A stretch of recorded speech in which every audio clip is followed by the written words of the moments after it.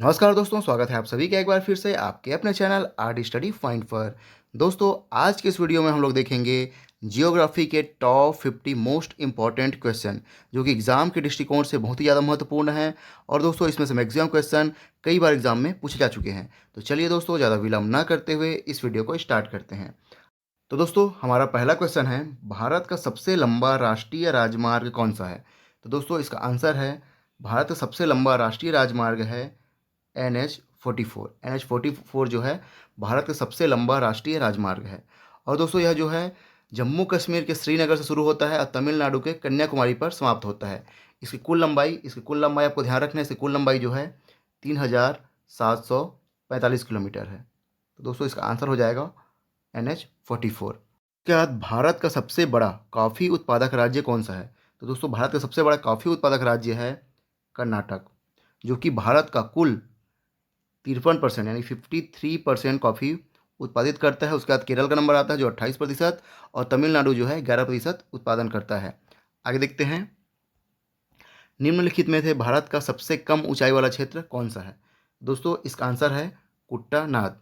कुट्टानाद केरल क्या है, भारत का सबसे कम ऊंचाई वाला क्षेत्र है। और ये समुद्र तल से 2.2 समुद्र तल से जो है 2.2 मीटर क्या है, नीचे है। निम्नलिखित में से भारत में ही उत्पन्न होने वाली सबसे लंबी नदी कौन सी है? तो दोस्तों, भारत में ही उत्पन्न होने वाली सबसे लंबी नदी है गंगा। Option B, Ganga. गंगा नदी जो है उत्तराखंड में गंगोत्री ग्लेशियर से निकलती है और इसकी कुल लंबाई आपको ध्यान रखना है 2525 किलोमीटर इसकी क्या है, कुल लंबाई है। भारत की स्थलीय सीमा कितने देशों से लगती है? तो दोस्तों, आपको ध्यान रखना है, भारत की जो स्थलीय सीमा है वो कुल 7 देशों से लगती है। और कौन कौन से 7 देश? पाकिस्तान, बांग्लादेश, चीन, नेपाल, म्यांमार, भूटान और अब अफगानिस्तान। इन सातों देशों से लगती है भारत की स्थलीय सीमा। अगला क्वेश्चन है, भारत में अधिकतर किस प्रकार के वन पाए जाते हैं? तो दोस्तों, भारत में अधिकतर जो है उष्णकटिबंधीय पर्णपाती वन पाए जाते हैं। और दोस्तों, इन्हें मानसून वन भी कहा जाता है। आगे देखते हैं, भारत में सबसे बड़ा नमक उत्पादक राज्य कौन सा है? तो दोस्तों, इसका आंसर हो जाएगा, भारत में सबसे बड़ा नमक उत्पादक राज्य है गुजरात। ऑप्शन बी, गुजरात क्या है, भारत का सबसे बड़ा नमक उत्पादक राज्य है। और भारत में प्रतिवर्ष जो है, आपको ध्यान रखना है, भारत में प्रतिवर्ष 160 लाख टन नमक का उत्पादन किया जाता है। और दोस्तों, भारत क्या है, विश्व का तीसरा सबसे बड़ा नमक उत्पादक देश है। तो इसका आंसर क्या हो जाएगा? Option B, Gujarat. आगे देखते हैं, अलमट्टी बांध किस नदी पर स्थित है? तो दोस्तों, अलमट्टी बांध जो है वो है कृष्णा नदी पर स्थित है। अलमट्टी बांध कृष्णा नदी पर स्थित है और यह परियोजना जो है 2005 बनकर तैयार हुई थी। आगे देखते हैं दोस्तों, मालवा पठार किस राज्य का हिस्सा नहीं है? तो दोस्तों, मालवा पठार जो है इसमें महाराष्ट्र का हिस्सा नहीं है। Option C, Maharashtra. मालवा पठार महाराष्ट्र का हिस्सा नहीं है और यह राजस्थान, गुजरात और मध्य प्रदेश में फैला हुआ है। उसका कुल क्षेत्रफल की अगर बात करें, इसका कुल क्षेत्रफल जो है 81,767 वर्ग किलोमीटर है। ठीक है, आपको ध्यान रखना है, 81,767 वर्ग किलोमीटर इसका कुल क्षेत्रफल है। आगे देखते हैं, क्षेत्रफल के मामले में निम्नलिखित में से कौन सा देश भारत से बड़ा नहीं है? तो दोस्तों, इसका आंसर है डी, इंडोनेशिया। डी, इंडोनेशिया क्या है, क्षेत्रफल के मामले में इंडोनेशिया जो है भारत से बड़ा नहीं है। जबकि बाकी जो है ऑस्ट्रेलिया, ब्राज़ील और कनाडा क्या है, भारत से बड़े हैं। और दोस्तों, भारत जो है रूस, कनाडा, अमेरिका, चीन, ऑस्ट्रेलिया और ब्राज़ील के बाद क्षेत्रफल के आधार पर विश्व का 7वां सबसे बड़ा देश है। तो इसमें आंसर क्या हो जाएगा? इंडोनेशिया। आगे देखते हैं, भारत में बॉक्साइट का सर्वाधिक उत्पादन किस राज्य द्वारा किया जाता है? तो दोस्तों, भारत में बॉक्साइट का सर्वाधिक उत्पादन किया जाता है उड़ीसा राज्य द्वारा। तो आंसर क्या हो जाएगा? ऑप्शन ए, उड़ीसा। और यह भारत का क्या है, कुल बॉक्साइट का 50% उत्पादन अकेले करता है। तो आंसर है ऑप्शन ए, उड़ीसा। आगे देखते हैं, भारत की पहली यूरेनियम खदान किस स्थान पर स्थित है? तो भारत की पहली यूरेनियम खदान जो है वो है जादूगौड़ा में, जो कि झारखंड के शिवभूमि जिले में स्थित है। तो आंसर क्या हो जाएगा? Option A, Jaduguda. आगे देखते हैं, ताबो मठ किस राज्य में स्थित है? तो दोस्तों, इसका आंसर है, ताबो मठ जो है हिमाचल प्रदेश में स्थित है। Option B, Himachal Pradesh. Question है, सिंधु नदी की कौन सी सहायक नदी मानसरोवर झील से निकलती है? तो इसका आंसर हो जाएगा ऑप्शन सी, सतलुज नदी। और सतलुज नदी जो है तिब्बत में मानसरोवर झील से निकलती है। आगे देखते हैं दोस्तों, तुलबुल परियोजना किस नदी पर स्थित है? तो दोस्तों तुलबुल परियोजना जो है वो झेलम नदी पर स्थित है, झेलम नदी पर स्थित है। आगे देखते हैं, निम्नलिखित में से कौन सी नदी अमरकंटक से निकलती है? तो दोस्तों निम्नलिखित में से कौन सी नदी अमरकंटक से निकलती है? तो इसका आंसर है नर्मदा नदी। नर्मदा नदी जो है मध्य प्रदेश में अमरकंटक की पहाड़ियों से निकलती है, तो ऑप्शन सी नर्मदा। आगे देखते हैं, निम्नलिखित में से किस बंदरगाह को अरब सागर की रानी कहा जाता है?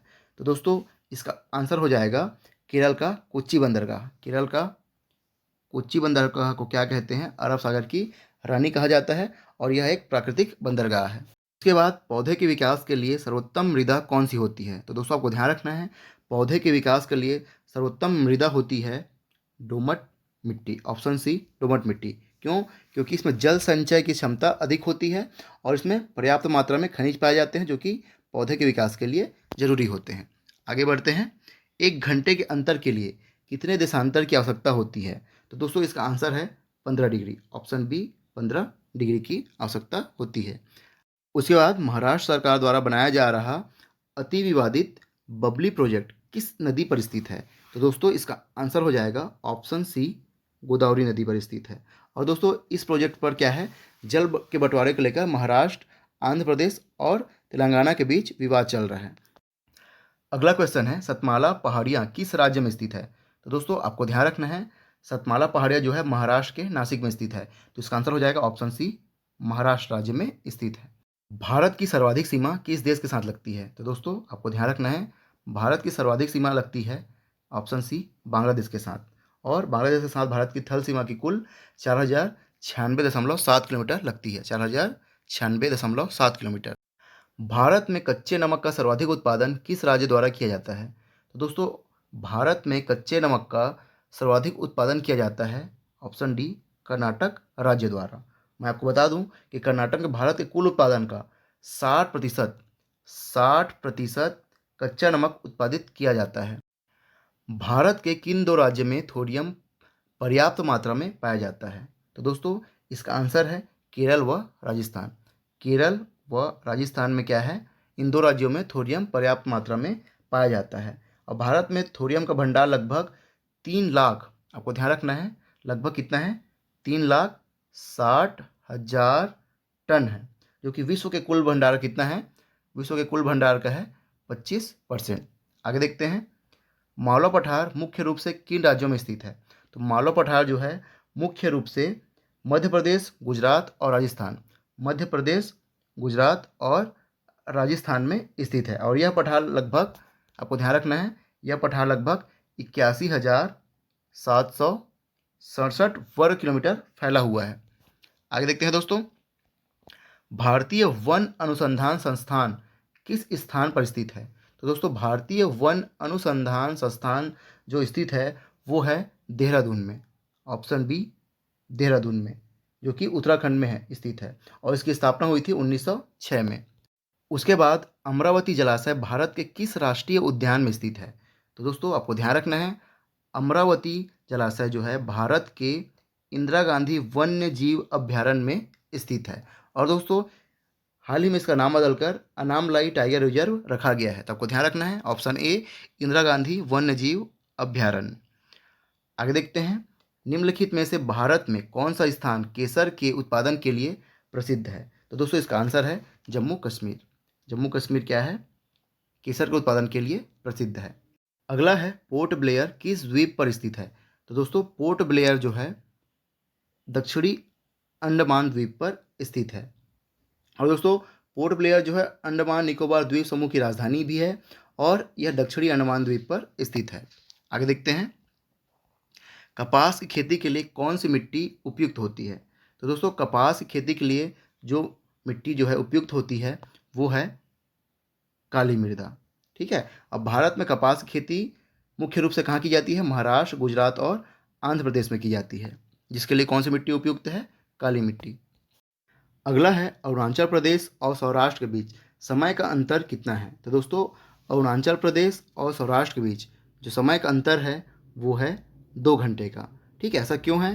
क्योंकि सौराष्ट्र जो है पश्चिम भारत में गुजरात में स्थित है, जबकि अरुणाचल प्रदेश जो है उत्तर पूर्व भारत में स्थित है। और दोनों स्थानों के बीच क्या है, भौगोलिक दूरी बहुत अधिक होने के कारण इनका समय अंतराल भी अधिक है। और दोस्तों आपको ध्यान रखना है कि भारत का मानक समय यानी कि IST जो है इलाहाबाद से लिया गया है। अगला क्वेश्चन है, यदि दिल्ली में कोई मैच सुबह 10 बजे शुरू होता है तो लंदन में दर्शक उसे किस समय देखेगा? तो दोस्तों इसका आंसर है सुबह 4:30 बजे। ऐसा क्यों है? क्योंकि इंग्लैंड का ग्रीनविच मीन टाइम जो है भारतीय मानक समय से 5.5 घंटे पीछे है। इस कारण क्या है, अगर वहाँ दिल्ली में कोई मैच 10 बजे शुरू होता है तो लंदन में दर्शक उसे कितने बजे देखेगा? सुबह 4:30 बजे। निम्नलिखित में से दक्कन पठार की मुख्य फसल क्या है? तो दोस्तों आपको ध्यान रखना है, दक्कन पठार की मुख्य फसल जो है वो है कपास। ठीक है, क्यों है? क्योंकि दक्कन पठार में काली मिट्टी पाई जाती है और काली मिट्टी क्या है, कपास की खेती के लिए सर्वोत्तम होती है। इसलिए आंसर क्या है? डी, कपास। निम्नलिखित में से किस बंदरगाह को बंटवारे का पुत्र, ठीक है, किस बंदरगाह को बंटवारे का पुत्र कहा जाता है? तो दोस्तों इसका आंसर है ऑप्शन सी, कांडला बंदरगाह को क्या कहा जाता है? बंटवारे का पुत्र कहा जाता है। और यह कहाँ स्थित है? गुजरात में स्थित है। ठीक है, और इसका निर्माण हुआ था 1950 में। ठीक है, आपको ध्यान रखना है, इसका निर्माण किया गया था 1950 में। आगे देखते हैं दोस्तों, बेतला राष्ट्रीय उद्यान किस राज्य में स्थित है? तो दोस्तों इसका आंसर है, बेतला राष्ट्रीय उद्यान जो है वो स्थित है ऑप्शन बी, झारखंड राज्य में। ठीक है, झारखंड के लातेहार जिले में स्थित है। आगे देखते हैं, इंद्रावती जल विद्युत परियोजना किस राज्य में स्थित है? तो दोस्तों इंद्रावती जल विद्युत परियोजना जो है वो है उड़ीसा राज्य में। तो ऑप्शन बी, उड़ीसा। और इस परियोजना की कुल उत्पादन क्षमता कितनी है? तो आपको ध्यान रखना है, इस परियोजना की कुल उत्पादन क्षमता जो है वो है 600 मेगावाट। ठीक है, आगे बढ़ते हैं, भारत की एकमात्र सक्रिय ज्वालामुखी निम्नलिखित में से किस स्थान पर स्थित है? ठीक है, भारत का एकमात्र सक्रिय ज्वालामुखी वो है बेरन द्वीप पर। ठीक है, बेरन द्वीप पर स्थित है। ठीक है दोस्तों, और यह पूरे भारत और दक्षिण एशिया का एकमात्र सक्रिय ज्वालामुखी है। उसके बाद सिंधु नदी किस पर्वत श्रेणी से निकलती है? तो दोस्तों आपको ध्यान रखना है, सिंधु नदी जो है कैलाश श्रेणी की उत्तरी ढलान से निकलती है। ठीक है, और यह तिब्बत से होते हुए भारत में प्रवेश करती है, उसके बाद पाकिस्तान में चली जाती है। निम्नलिखित में से मध्य प्रदेश का कौन सा शहर शिप्रा नदी के तट पर बसा हुआ है? तो दोस्तों आपको ध्यान रखना है, मध्य प्रदेश का कौन सा शहर ऐसा है जो शिप्रा नदी के तट पर बसा हुआ है? तो इसका आंसर है ऑप्शन बी, उज्जैन। चंबल नदी निम्नलिखित में से किस राज्य में नहीं बहती है? तो दोस्तों आपको ध्यान रखना है कि चंबल नदी जो है इनमें से गुजरात राज्य में नहीं बहती है। ठीक है, और आपको ध्यान रखना है कि चंबल नदी जो है यमुना नदी की सहायक नदी है।